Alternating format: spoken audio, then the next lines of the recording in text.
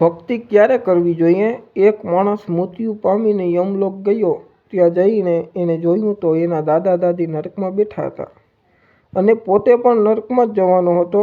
તો એ પણ માણસથી રહેવાયું નહીં અને પરમાત્માને યમરાજાને સવાલ કર્યો, હે ભગવાન, હું નરકમાં આવ્યો એ મને સમજાણું મારા પાપના કારણે, પણ મારા દાદા દાદી તો સવાર સાંજ ભગવાનનું નામ લેતા, એમને નરકમાં શું કામ મળ્યું?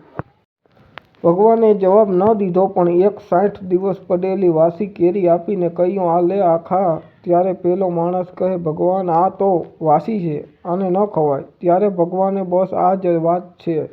તું પોતે વાસી કેરી ખાઈ નથી શકતો તો પછી વાસી થયેલા મનુષ્યની ભક્તિ કેવી રીતે સ્વીકારું? તારા દાદા દાદી યુવાન હતા ત્યારે ભગવાનની ભક્તિ ન કરી, હવે ઘડપણ આવ્યું, પછી જીવનનો મોહ છૂટી ગયો, પછી કહે હવે મારે ભક્તિ કરે છે, તો આ ભક્તિ ના કહેવાય. આને તો સમય પસાર કરવાનું સાધન બનાવ્યું. ભગવાનને તાજા ફૂલ ચડાવો. યુવાની તાજું ફૂલ છે. તો બાળ મિત્રો, લાઈક, શેર અને સબસ્ક્રાઈબ કરો. મેહુલ તને મળ્યો મનુષ્ય અવતાર, માંડ કરીને ભજી લે ભગવાન એક.